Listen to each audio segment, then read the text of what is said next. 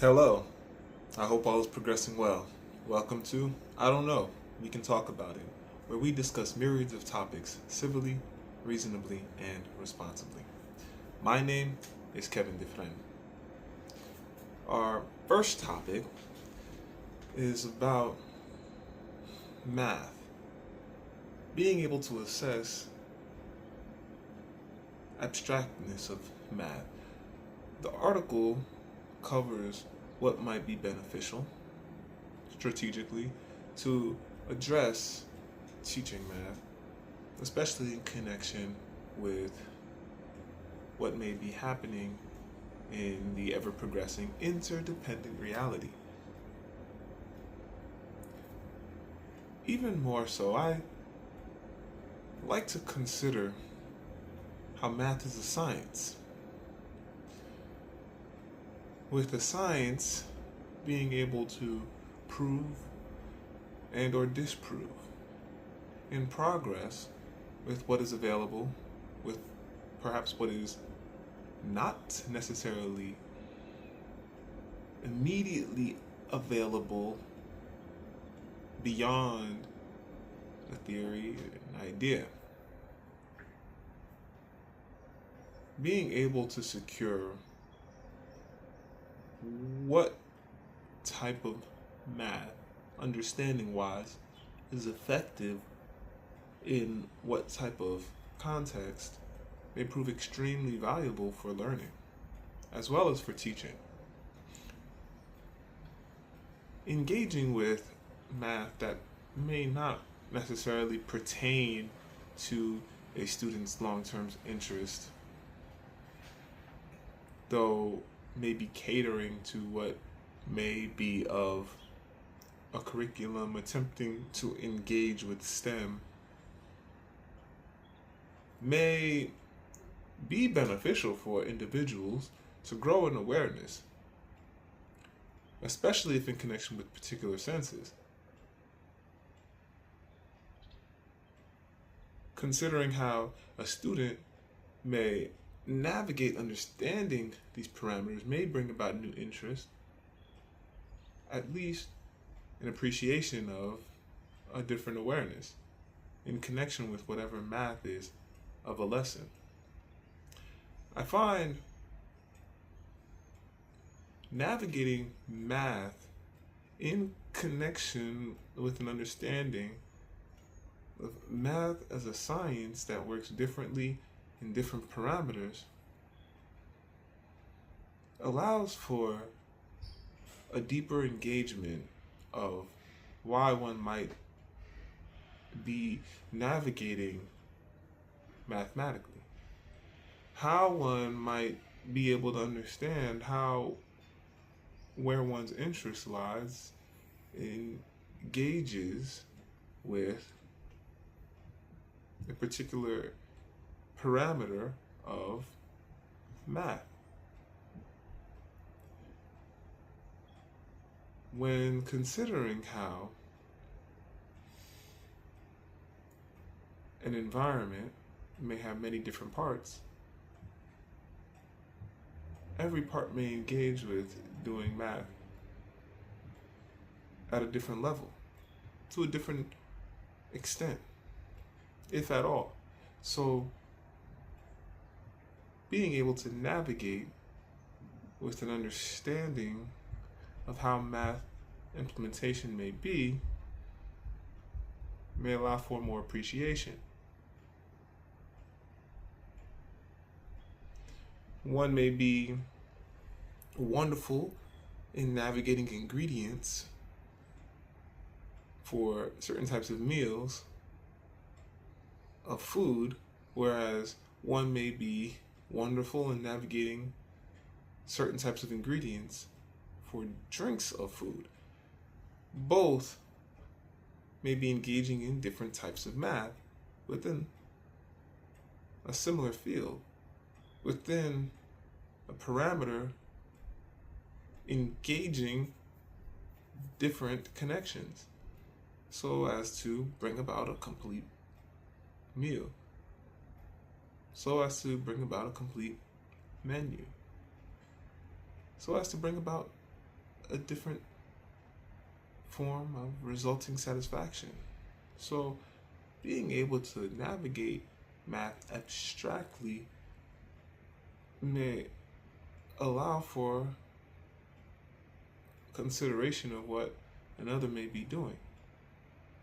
Even considering how math may be extremely creative. One may think of an idea that may be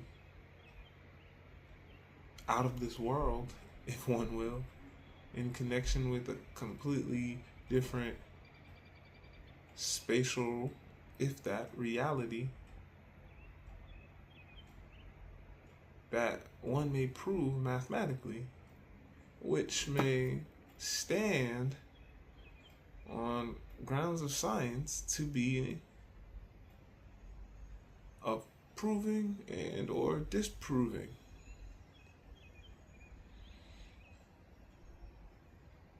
Math may be extremely fun. Math may be extremely creative. Even so, I think navigating math with an understanding that math has genres, if you will greatly allow for different comprehensions of mathematical progressions, of parameters of math.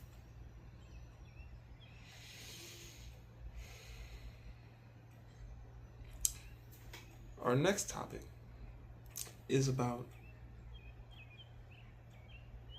not only the show Adolescence, which is bringing about an opportunity for conversations within educational atmosphere, perhaps even beyond, though of sexual education in connection with the show. How the show is engaging with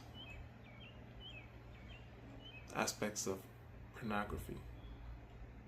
How the show is engaging with different lifestyles that are bringing to light what may be happening in the spheres of individuals engaging with pornographic content. How individuals are engaging with parameters of sexuality. Of course, what may not be clear to individuals is the international progress concerning parameters of social etiquette in connection with sexual education, which may be more in alignment with culture that exists outside of education, as well as progress of sexual education in alignment with education. Very different. Whereas an educational environment may not completely acknowledge cultural progress. Cultural progress is of what individuals adhere to if clearly aware of what the culture entails, especially in connection with sexuality, parameters of sex. So, educational alignment differs per country, considering America, per state. How individuals may proceed, I think, is to be first and foremost in connection with the home. Understanding the conversation of anything sexual really navigates with how one may be engaging sexually personally.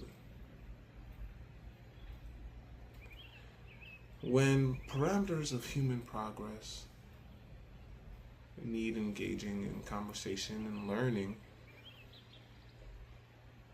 individuals don't necessarily subscribe culturally or academically when situating personally. I greatly appreciate research and development and appreciate all of the aggregating sciences and different perspectives to better navigate, to be a more mindful individual, as well as a more mindful romantic life partner. So everyone's navigating a different awareness of realms of sexuality. When sexual education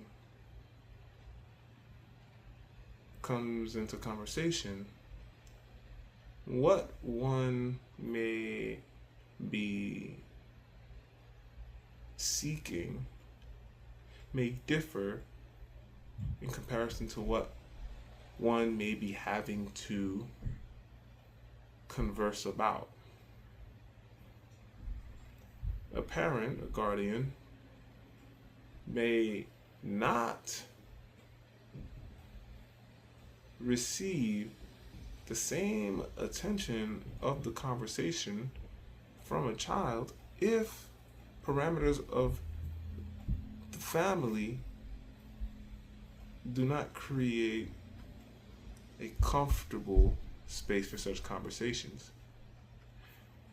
Even considering if a guardian, a parent, needs more information, how one proceeds to navigate with discovering such information, with engaging with such information, is going to connect personally,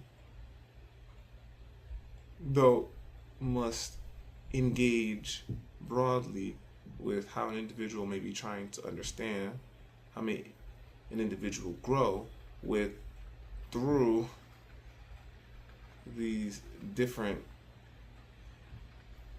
parameters that an individual may be engaging with, that not only rest at the home, that not only rest with an educational environment, though aligns with realities in relation to peers, in relation to how individuals may be encountering of worlds in between. So I think respecting variances of sexual education internationally is what may prove beneficial, is what may allow for individuals to recognize cultural differences as well as educational differences. Again, cultural and educational alignments are extremely different in many instances internationally. So considering America, which has so much, one may navigate how one state may be representative of what may be of legal engagement,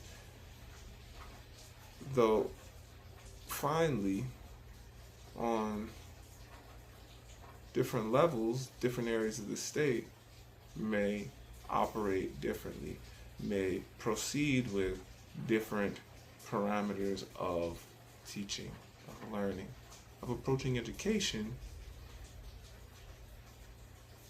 which means as much as how individuals operate between the lines of all that already is, how individuals engage at home, how individuals engage in the streets, how individuals engage in a library, how individuals engage in an educational environment, how individuals engage in life in relation to each other.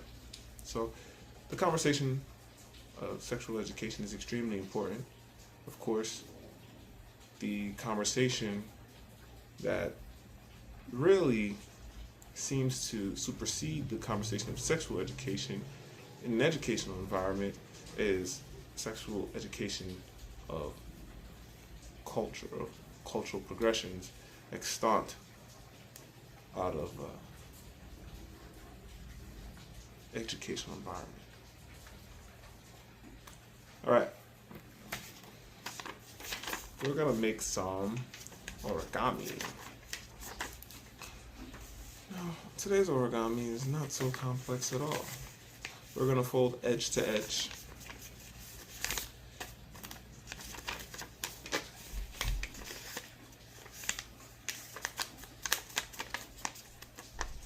And we're going to bring in each corner to the center.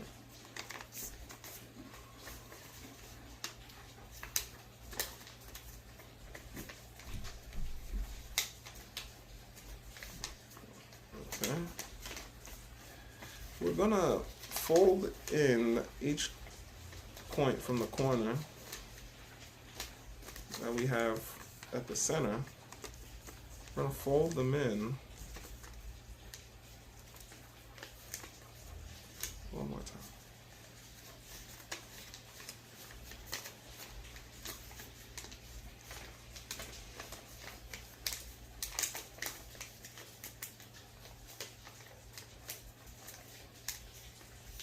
Okay. So now we're working with a double fold. You have a double fold here. The next thing we're going to do is we're going to rip the middle just a little bit. So I'll rip this a little bit. If you have scissors, you can use scissors. And just rip it a little bit, as you can see here. So after we fold it in twice, you see that? The initial fold comes in, right? We fold it in once, fold it in twice. In twice being the pattern, and we're just gonna have this square here. All right, we'll have our back here. I'm just gonna fold right in here. So we're gonna fold this portion after we make that little split. We're gonna fold it. We're gonna rip it again here. Okay, and then we're just gonna keep going right around. So we make a little rip, then we make a little fold. Okay. Next thing is we have our points here. Now, this looks pretty cool as is, I think. So we're gonna bend the points. Now, the Japanese art of folding paper or origami has so many health benefits in connection with spatial development. And, well, as you fold, you might find different designs. So, here we have it. This is a four-leaf clover. All right. And of course, you can give the clover more roundness by bringing in these centers if you like. So changing how you fold will basically give your clover different dimensions. So fold to your liking, and I hope you have a good time while you're making whatever origami you discover to make. Alright, we're going to engage with the topic of reading. Reading a physical book has so many benefits in connection with spatial development. When reading a physical book, the brain physically changes. Long-term health benefits from reading a physical book. The book we're going to discuss today is Smart Brevity. I think the contexts are engaging to analyze when writing. Of course, being brief will depend on context in connection with whatever information one is working with, what audience may be choosing to engage with that material. And the text does have good points. Of course, the text is offering a design perspective.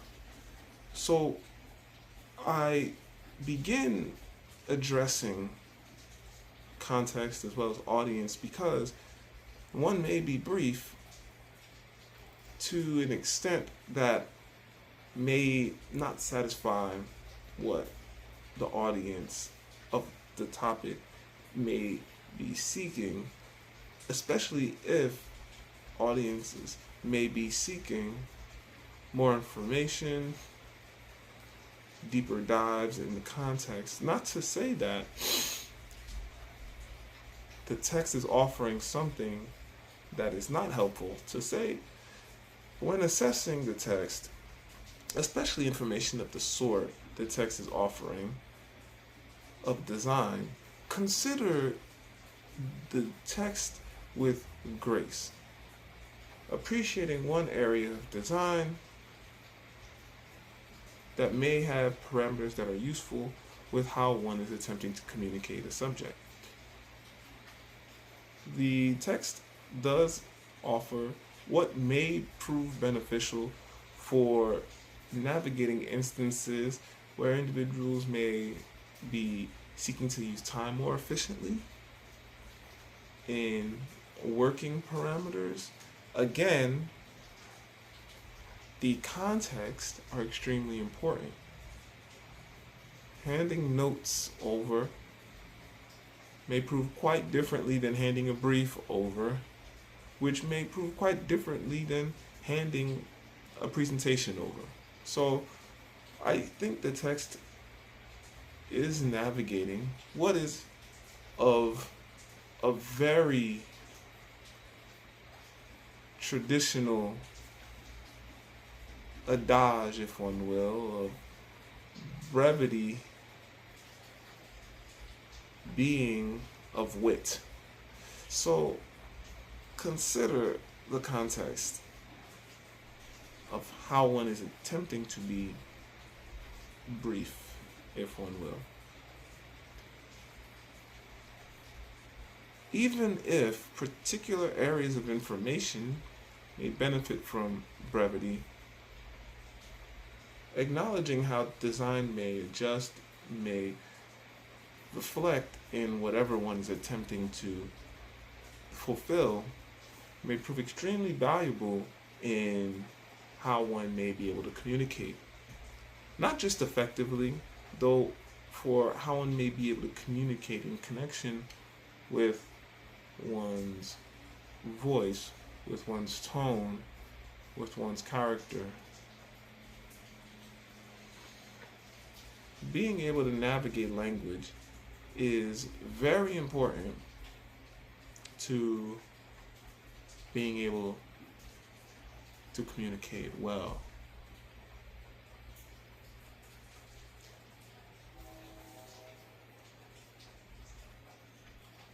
Thank you for joining. I don't know. We can talk about it. Onward and Upward, Kevin Dufresne.